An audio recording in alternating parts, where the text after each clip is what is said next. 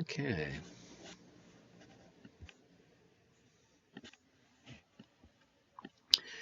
We're going to begin this portion of the presentations we've had. This will be the third part.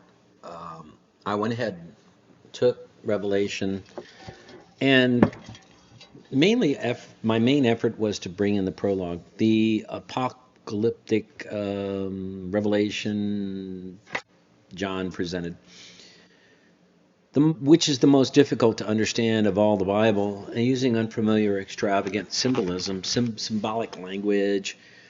Jewish Christian circles would be adjusted to, which is the time frame between 200 BC and 200 AD. The book contains visions and symbolic language borrowed extensively from the Old Testament.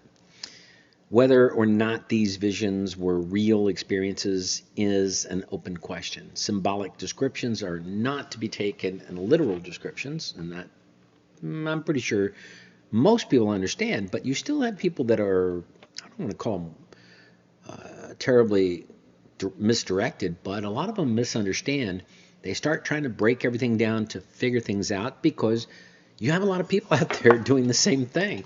You have scripture specialists, you have theological specialists, priests do the same thing. There are certain priests out there that are telling you it means this, it means that. If they don't explain it from its core, which we talked about already, then they're really not giving you the whole story. So let's go back to the representations. Horns means power, eyes, knowledge. Numbers have meanings. 4 signifies the world. 6 is imperfection. 12, it could either be the Israel's tribes, possibly the apostles. This was unusual. 7, Christ's universal perfection. Maybe I can borrow some of that. I was born on the 7th. Does that matter? Probably not. Symbols such as colors, metals, garments, they all matter, and they discuss those in Revelation. And there is some vindictive language which is meant to be, again, like symbolic and not necessarily literal, because it would upset God's day if they started talking about things like the apostasy, the rebellion, the attack, all the things that we know that Jesus did not promote. The metaphor of Babylon being a harlot. And people took that literally and they were upset. What do you mean, harlot? That's a horrible thing to talk about. On the other hand, stylized figure of a woman's clothed in the sun, which is Revelation 12:1 through 6, that could represent the new Israel. So there's a lot of things that are not completely stretched and explained. It is in that information selectively provided for you. When you look at Revelation and you're looking through the United States Catholic bishops, you will see that information kind of broken out. And I've given that to you. If you did the homework sheet, you would have had that. The book is an admonition of the Christians of the first century to stand firm in their faith, avoid compromise with paganism. And, that makes sense. And even back then, when we looked at things, it still seems to apply now. You need to stay away from the things that are wrong. But back then they were talking about serious life and limb threats and a level of martyrdom that existed at a much greater amount than we understand now. And then again, maybe not. We're not exposed to other countries that are killing people that believe in God, who follow the Christian faith, because, well, they're not of whatever it is they're expected to be in that country. And believe it or not, we are facing similar issues. Triumph of God in the world and men and women remains a mystery to be accepted in the faith and longed for in hope. It is the triumph that unfolds with the history of Jesus of Nazareth and continues to unfold, and even today.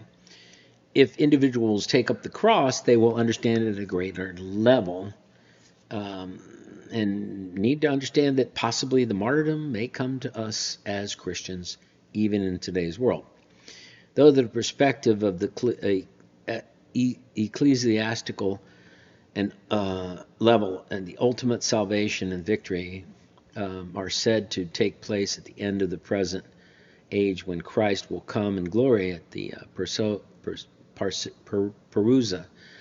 The book presents the decisive struggle of Christ and his followers against Satan, and along with his cohorts, as already over. Christ overwhelmed, defeated the kingdom of Satan, and came back from the dead and is living with God as we exist, which is the reign of God.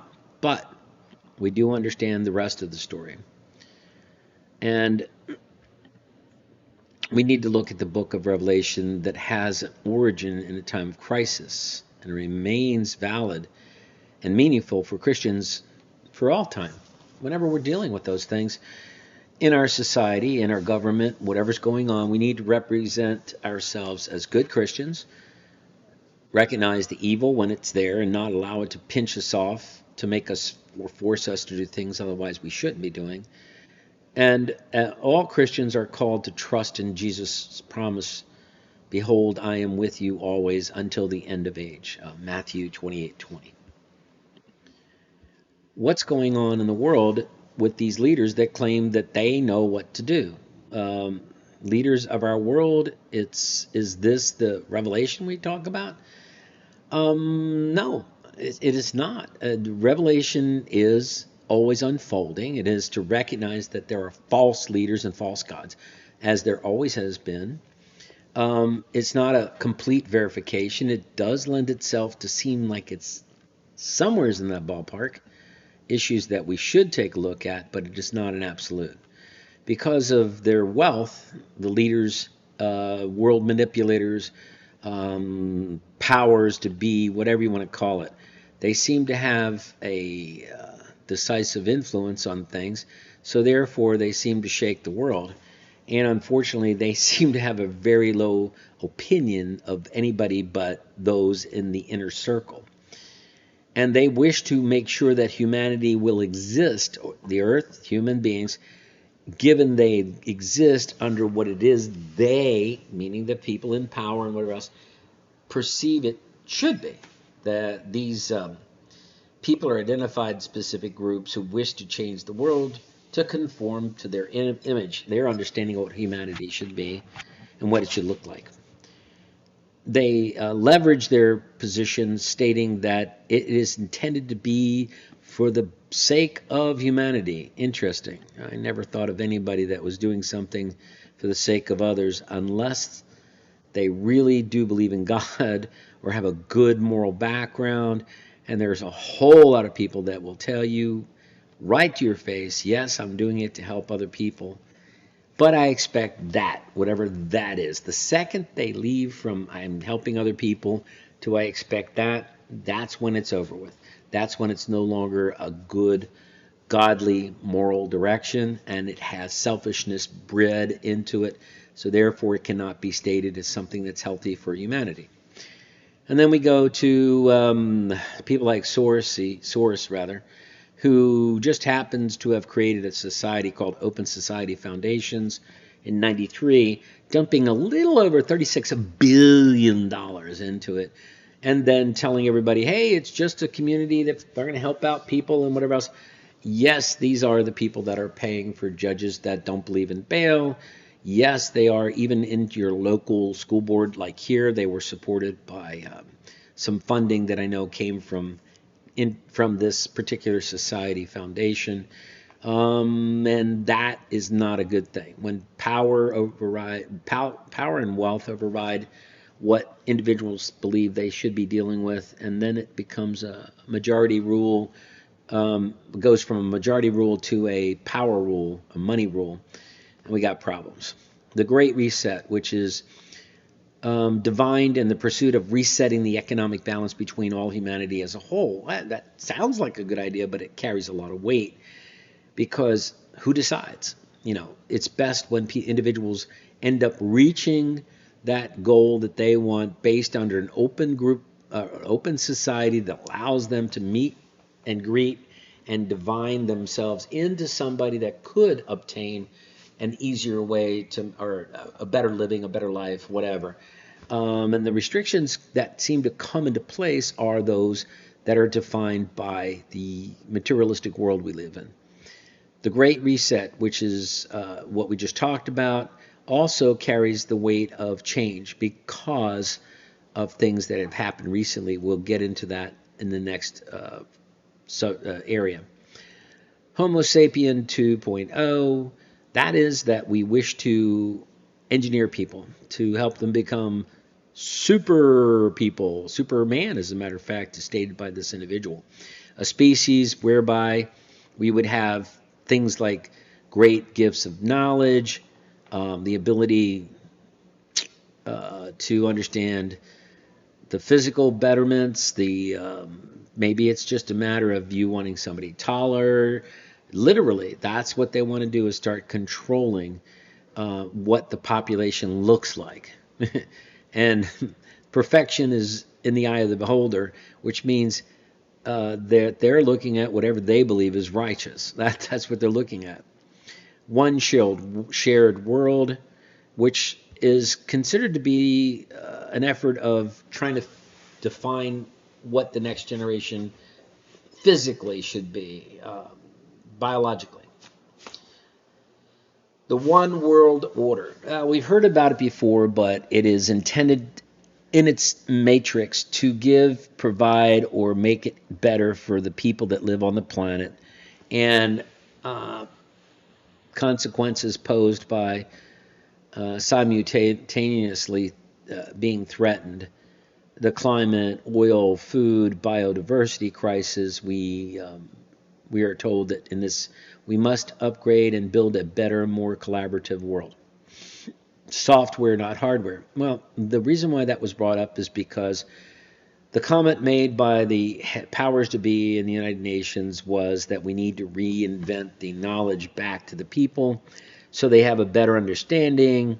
And if we do that, then the answer would be that we've improved the people, and therefore the society will change, become more ecologically involved, and whatever else. The problem is science is taking shortcuts. And in taking shortcuts, they make big boo-boos that are obvious. And when they do, they're often unwilling to admit to it, because usually somebody that has created an answer at a high level has a tendency to be arrogant in the first place in order to be there.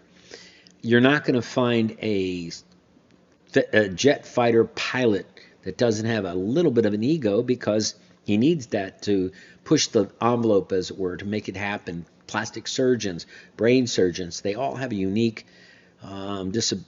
disadvantage or unadvantage, I guess that's the way the world looks at it, of being a little bit staunch. I know what I'm doing, and nobody can beat that down out of me. The other thing would be seeds of a new consciousness. Climate change campaign by Tim Flannery. Well, he starts out by saying, you know what, we're becoming like a big, huge, happy family, global tribe, to battle off all these indifferences in humanity, a world public. And then he does this. He says, oh yeah, there's the people 18 to 29 worldwide. This survey that they did suggests that we now are getting global citizens because, hey, they're joining Facebook. Let me say that again. They're joining Facebook at a rate of 700,000 new registers every day. Facebook, that blows my mind that somebody would think, wow, let's empower the world by having a bunch of young individuals with no wisdom and give them Facebook to gain whatever they're gaining and talk to each other and make things happen. Yes, that makes a whole lot of sense. The next portion of the United Nations would be the oneness of humans and the universe. This awareness has led to a paradigm shift in the scientific inquiry and a long overdue acknowledgement that Aristotelian truth. Okay. This lines itself with the belief that the whole is greater than the sum of its parts. I think we saw that in the Star Trek movie. Yeah, all life on Earth is interconnected, interdependent, and part of the larger biosphere. Yes, we understand that we are all connected, that the universe is connected, but to then refuse an individual individuality to be independent and therefore create diversity is once again denying nature itself. We make choices. We still look for each other for support, but we also make individual choices at the same time. The second you move that from the human species, you condemn the human species to become so unified that it's doomed to fail. The total unification without any diversity, without any question, without any doubt means it becomes stale, unprotected, and the first time a serious catastrophe comes along that affects people who think the same way, either biologically or mentally or physically, they're doomed. There's just no way to get around it. Redefining the building blocks of the universe. Max Planck did this, and I was really impressed with it because the award he received, Nobel Peace, was way back in the early 1900s. And what he said was really simple, and I spoke to my students about it, not realizing that it was at this level already, which is that all atoms vibrate at a given level. And those levels have to be created, maintained, whatever. And they could not come to their own existence without some great intellectual mind. So he spoke of a consciousness, an intelligent mind that brings the particles of an atom to vibration and then holds them together, referring to this mind as the matrix of all matter.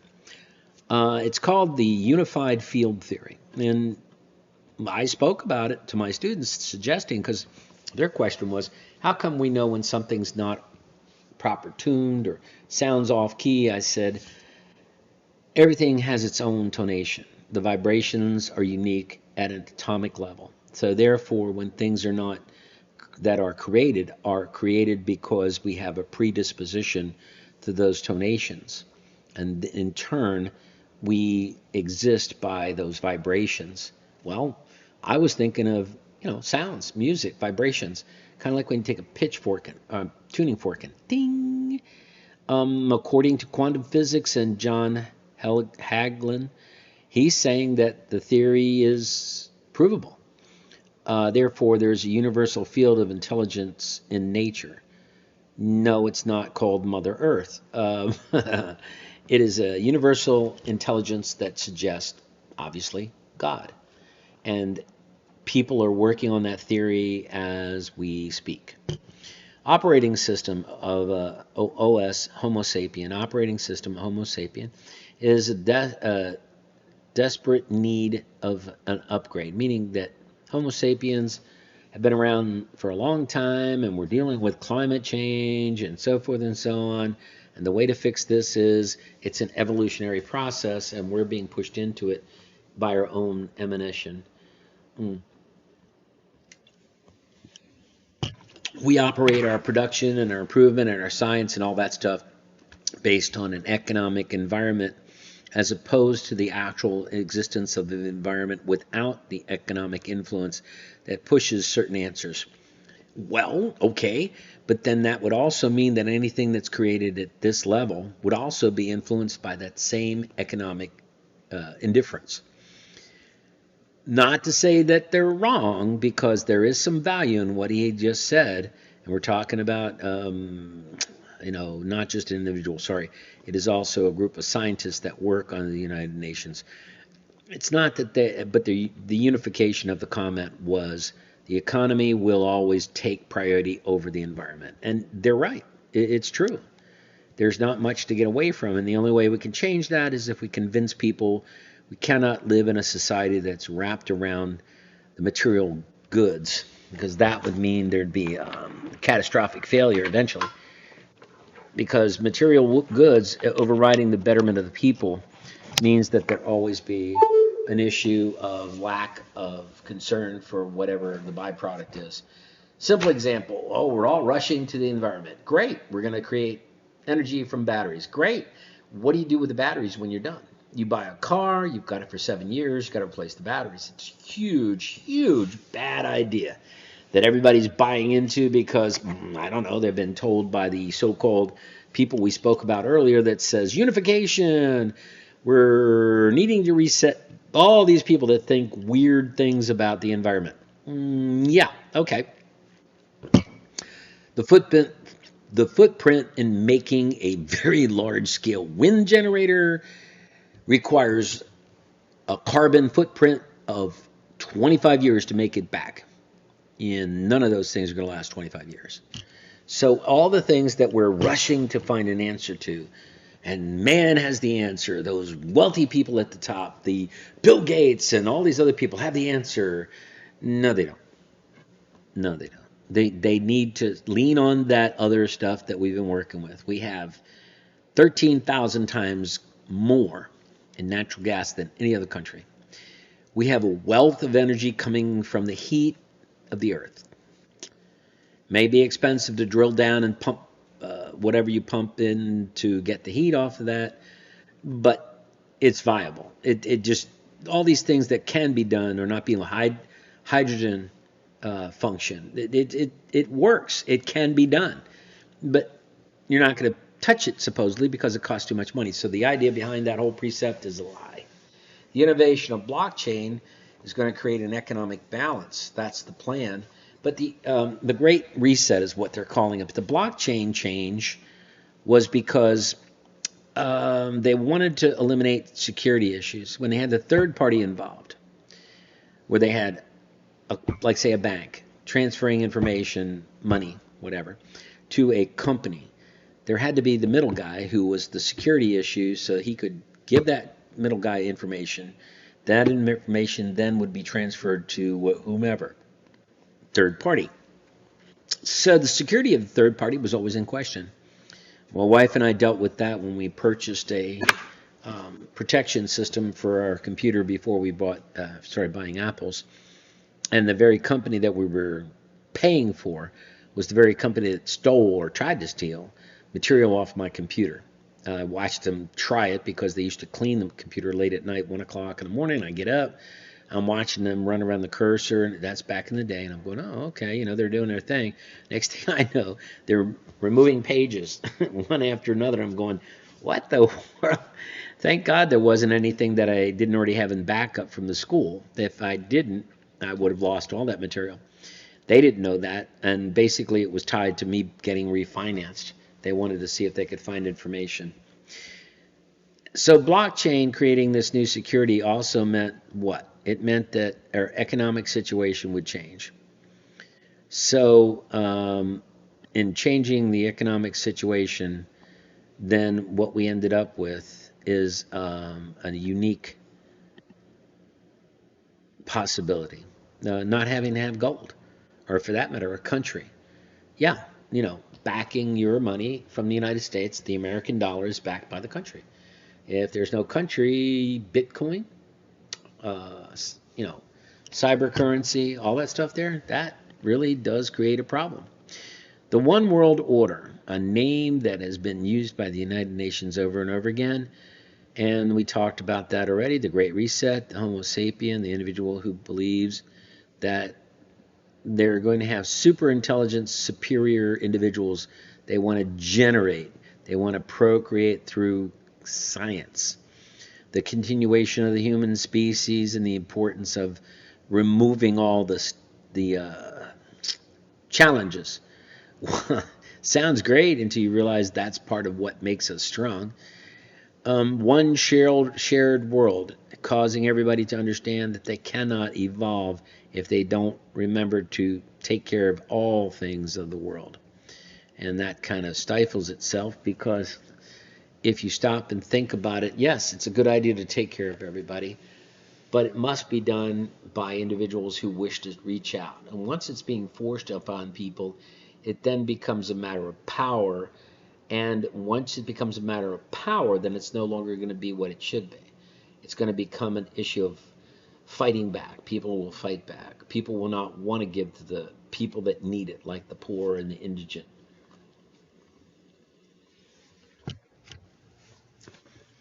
The One World Order also speaks of things like influence of the environment threats by the climate, oil, food, and biodiversity crisis. We must upgrade and build a better, more collaborative world, something we just talked about. Software, not hardware. There we are with the consciousness of the general population. The answer is to be shared and would be to drive the proper change of humanity to understand things at a different level. We've already got that, and a lot of it's misconstrued into the wrong direction. I mean, you've got kids at the school, high schools, even here in Flagler County, telling people that they're furriers, meaning that they identify as, I can't even believe I'm saying this, as animals. Okay, whatever you say. How dare you hurt my son's feelings? He's a dog.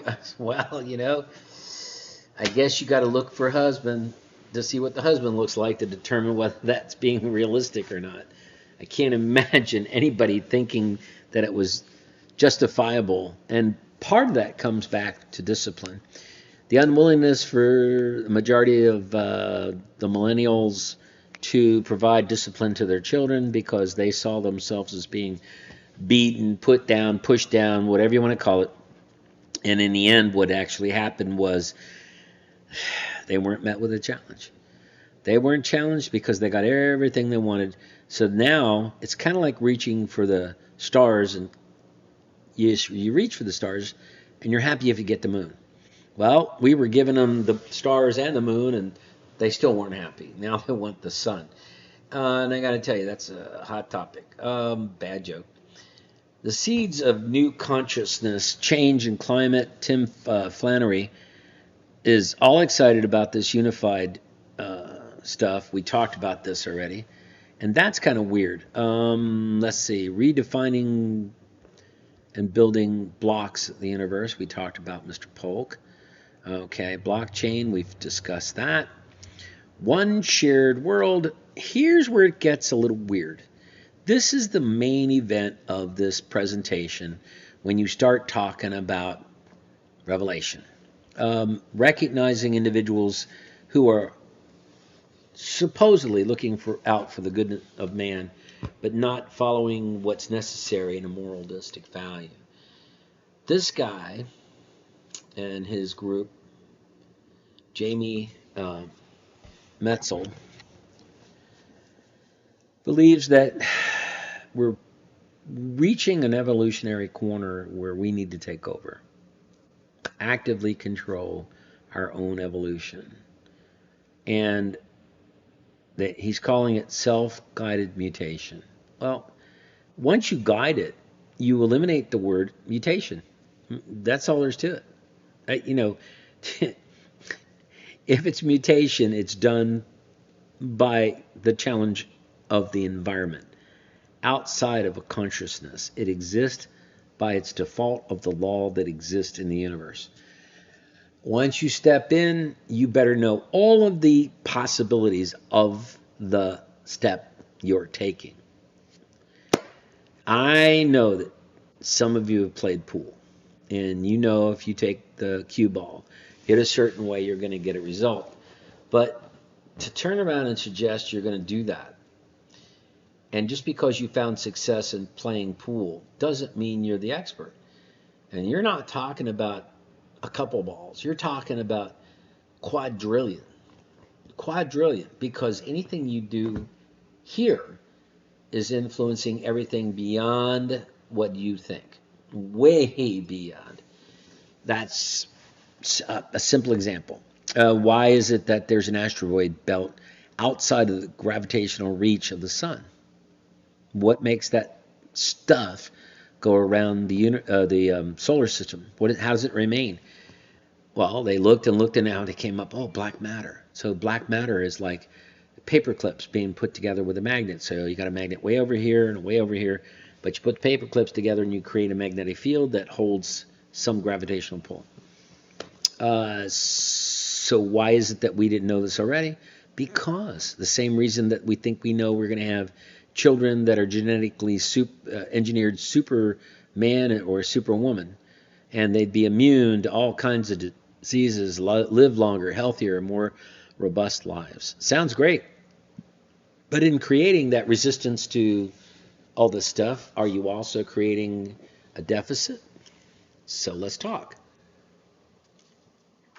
When the company Monsanto tried to develop a plant that would attack bugs using a DNA genetic change, it sounded great until they realized that that genetic change was bleeding into the ground. And in doing so, it was killing bugs, and those bugs that were killed were eaten by birds, and those birds were dying because it was killing the birds too. You can't just randomly fix things like that. That's not how it works. You've got to look at the whole picture. It takes time. You can't rush those things. But hey, you got money, somebody's giving you grant money, you may want to manipulate a whole bunch of things. And as far as genetically engineering a child, technology is increasing. For all technology, it's currently a matter of in hyperspace or hyperspeed, because money's being pushed into developments faster than you and I could imagine. And scientists are willing to cut corners in order to accomplish a goal, which means they're willing to sacrifice the process. Simply put, how many lawsuits do you see on TV about some medication, some procedure? It's simple. It's not as complicated as it sounds. The testing procedures for a lot of sciences broken down used to be the federal administration sent people out to actually do the testing. Then they kind of got away from that because they had what's known as an orphan drug. The orphan drug was put together because those people who had really unusual diseases were not getting attended to by any of the companies for new medication because it costs money, and then you retrieve that money when you have a lot of sales. So the testing and all the things that are required of medication were reduced because it was tied to the orphan drug. Lawyers got involved, figured out how to manipulate the numbers. They came to a compromise. Then they decided that they would only send out people to check on the statistical information gathered by a company paid for by the company who was creating the development. That's like putting the fox in the hen house. You and I both know that if a company is paying for people to do research, it's going to turn out the way they're being paid, not the way they're doing the research. Yeah, it may start out morally directed and morally guided and morally the right thing, but in the end, somebody's going to come in, and being human, they're going to start cutting corners. The second they do, then it becomes a normalcy. Once the normalcy exists, they've fettered through so much material that the scientific material required to be on a logical, moral, step-by-step procedure to include the reporting of results is no longer happening. And we know this because we had people like Fauci, who really didn't follow the science, but because he was Fauci and he wished to maintain a direction in what he had to say, do, and feel, he did not do anything that you and I would expect a science person would do. Writing in the journals to explain what happened and then reporting that information is required to be very, very ethically and written out in such detail, lined with a straight line through it. You can still read it, initial, those kind of things. They don't happen anymore. They do the experiments, they put it on computer. Anybody can get into that, especially the study material, manipulate whatever they want, and then of course you end up with what we have.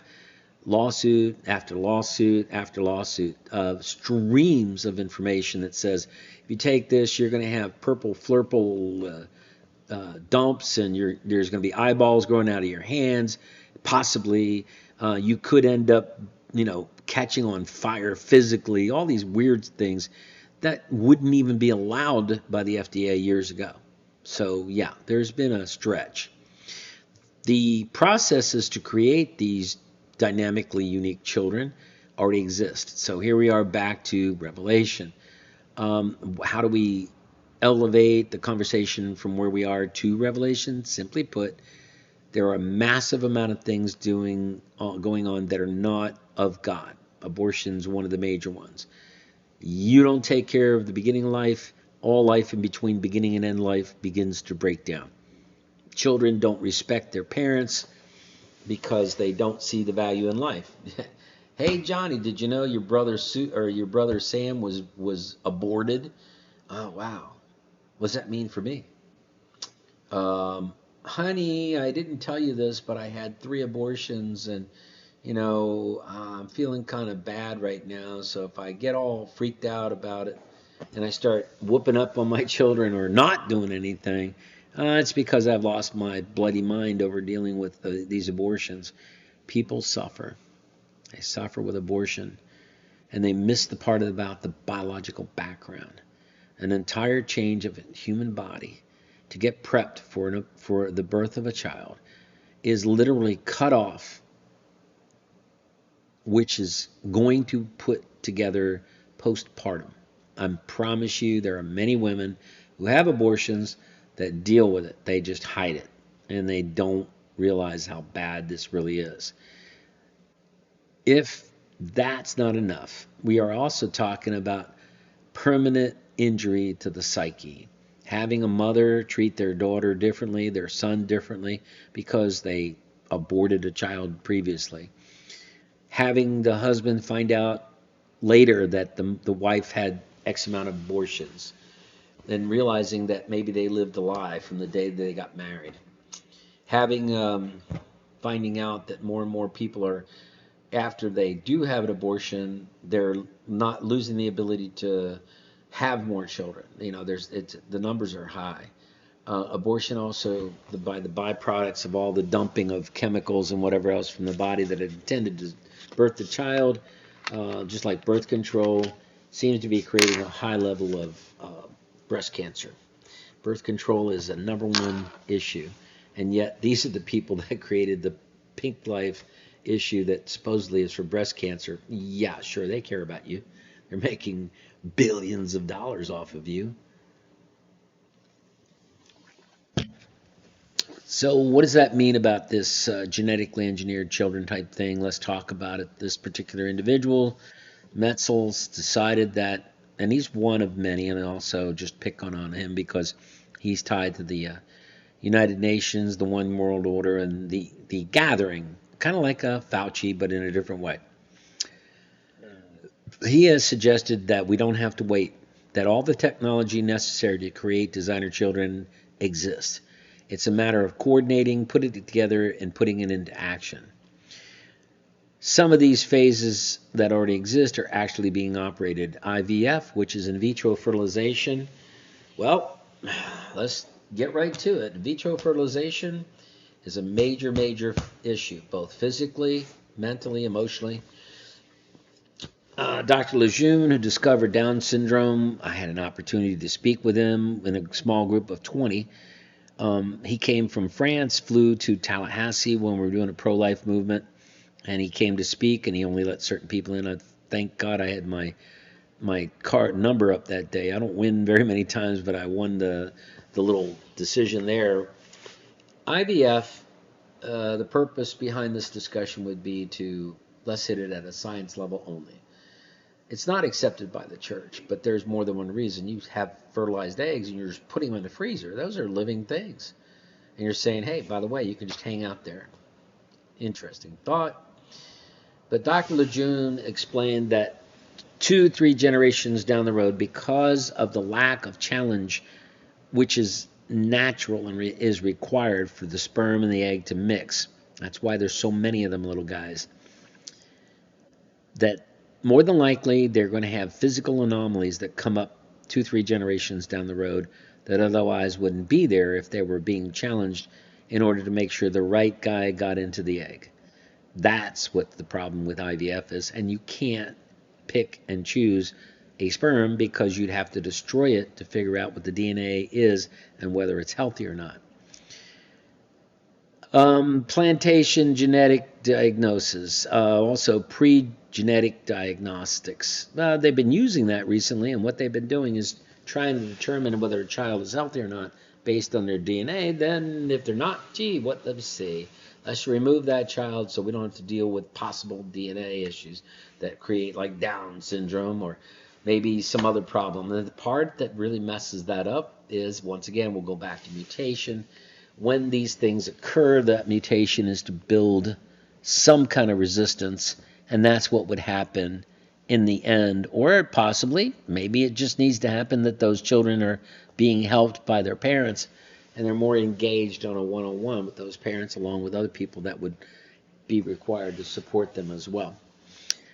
The third concept would be CRISPR, the engineering of the DNA in order for you to restructure it so that you can create a better cell.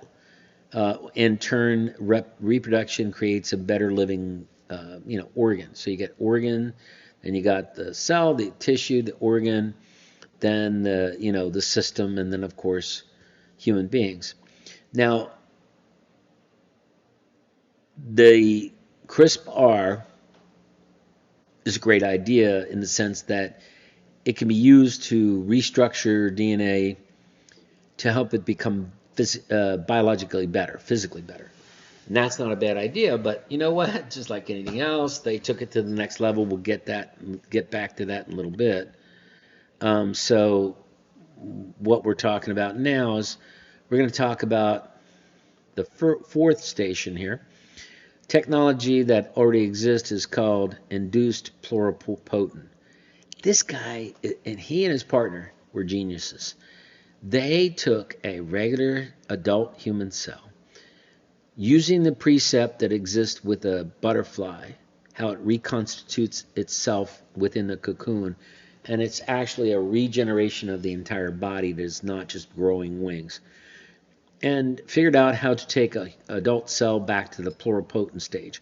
That means that a cell, say in the heart, that you remove can be restructured genetically using the DNA to create a cell that is pluripotent, that could be anything in the human body. That's that step after the conception, where the cell starts to become divided and starts to make up its own mind as it's being developed into becoming parts of the body. So before it does that, it's in the pluripotent stage, and it can be manipulated into other things as needed. He was able to bring it back. Now this was put together, got a Nobel Peace Prize, 2012. So I'm thinking, I read the article, I'm going, wow, this has a lot of potential. We could do this, we could do that. And it fell off the face of the earth because somebody wanted to use it for specific things, which we're going to get into.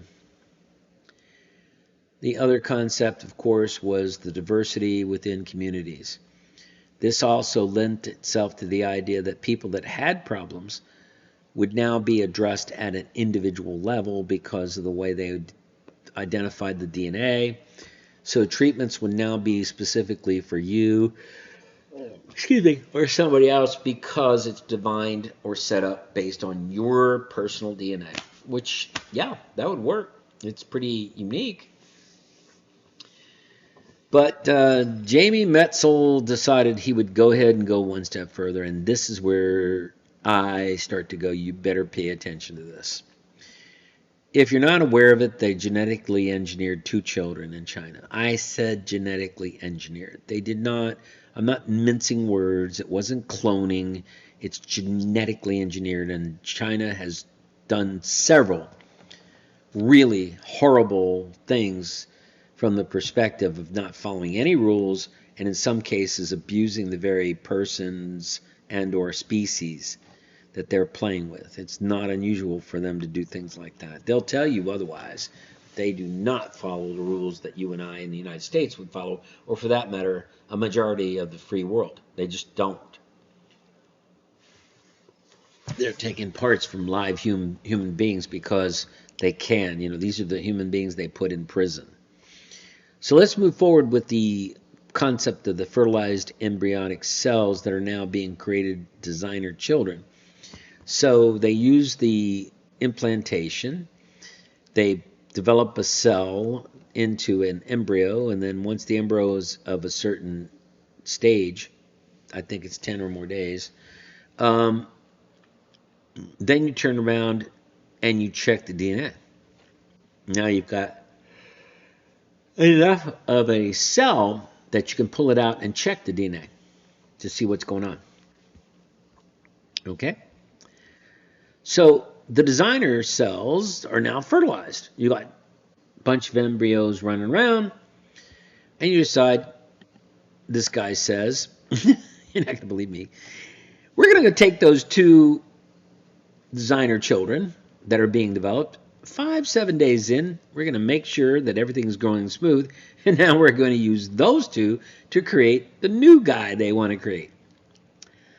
Yeah, okay, now we're looking at speeding up the whole process and supposedly controlling the type of DNA that's going to become this living thing. We're going to design that child.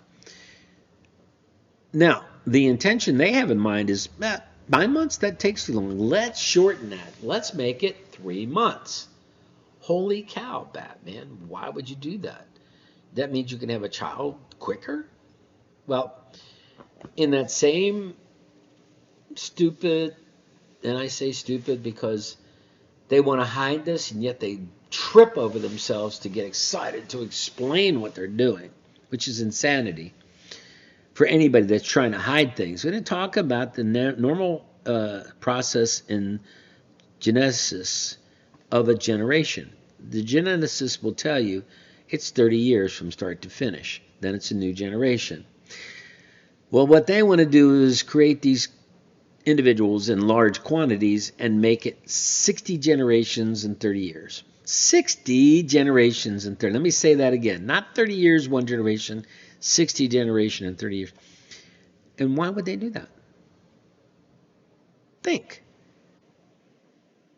What is the complaint? Why do all these eco nuts that don't want to follow any kind of rule that just say everything you do is wrong? If you throw paper away, you're an idiot. You should be put in jail. Well, let me think. They're the same people that are involved with this to control the development of children, to have a say-so in how they live and eat and whatever else. Now, remember I said there's a lack of control already. Now, we're going to go ahead and overload the population with more people. Or is that the plan? No, the idea is they don't think we should be alive. We're not smart enough. We're not physically adapted enough. They believe we should die and put in place their new people, like Germany. Sound familiar? Genetically engineering people that would replace the large majority of the population, giving everybody a chance to live the really good life a long time because they don't want to die. They realize if they die, they give up the power they have. They realize if they die, they have to admit they must be concerned about heaven or hell. They don't want to give up that power, so therefore, guess what? They don't want to die. They want you to change so they can hang around with intelligent people. They don't believe that we should be hanging around because we take away from them what should happen. I'm telling you, these guys are nuts. Bill Gates is one of them. He doesn't want to die. He plans to do some really strange things. So let's talk about this. Hypothetical loading of consciousness. Human consciousness into a computer or robot, or a genetically partially a robot / human being, any one number of those things, the consciousness of you transferred into a computer. Insanity is only a state of mind. I don't understand these people. You turn around and you download your material using software into another thing, computer, living thing, whatever you do. Well, don't we have software updates because somebody made a boo-boo? Yes, that's right, Deacon Ed, we do. Don't we have problems with science making mistakes when they create new things? Yes, we do. Well, I can go on all day, but the proof in the pudding is that science has to fail in order for it to succeed. I used to teach that my students all the time.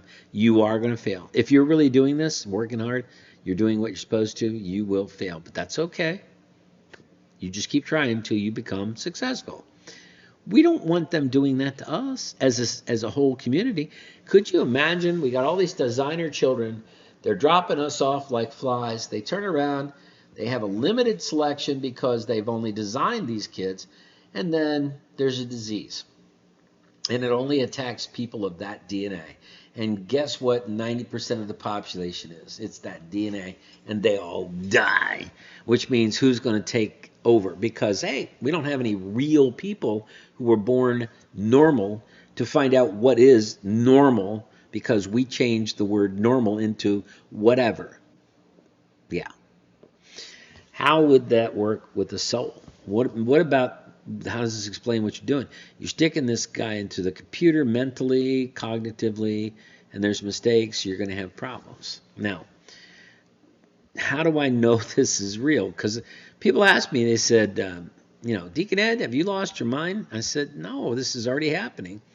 I go, no, it isn't. I said, well, kind of. Let me explain. I said, Stephen Hawking's had a machine to help him communicate. Yeah, okay. He would speak through sensors and tell the computer what to do.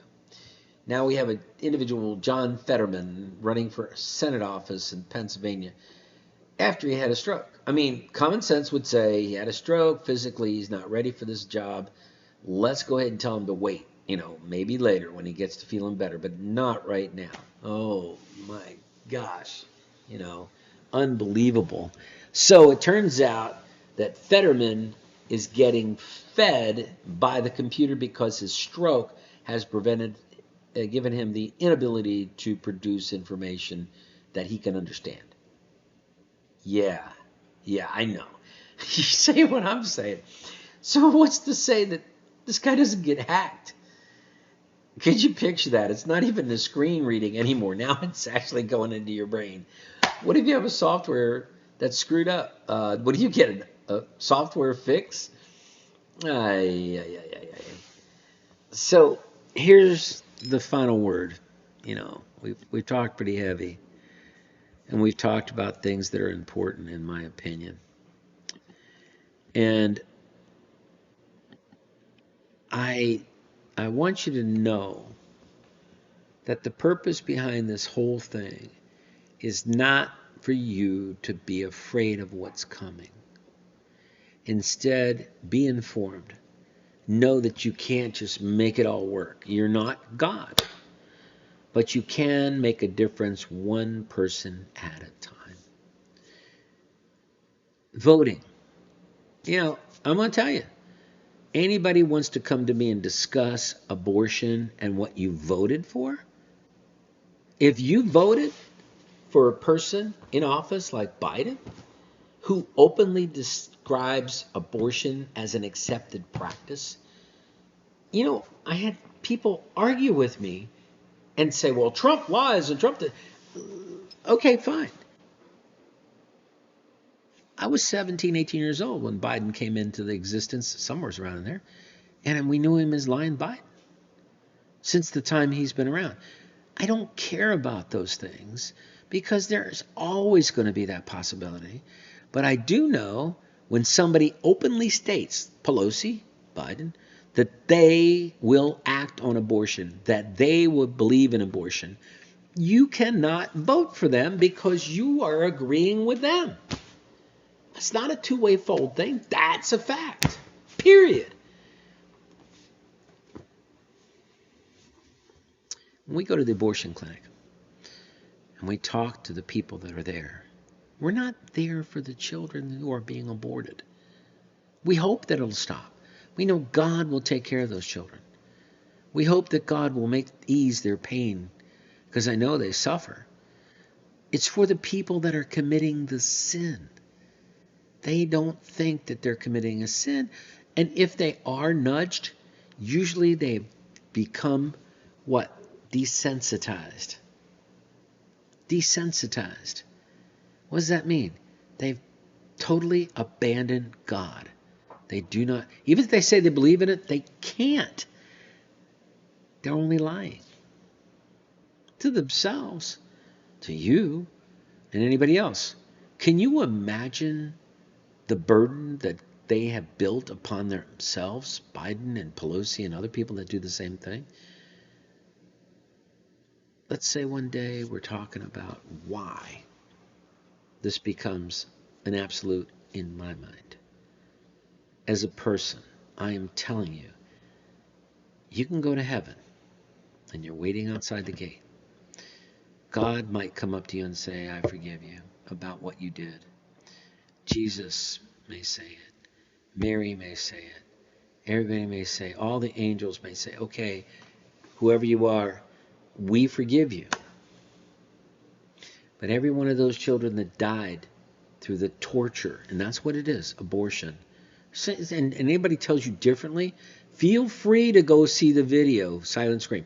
Why do you think that 98% of the women who see their child in an MRI decide not to have an abortion? It's a living thing.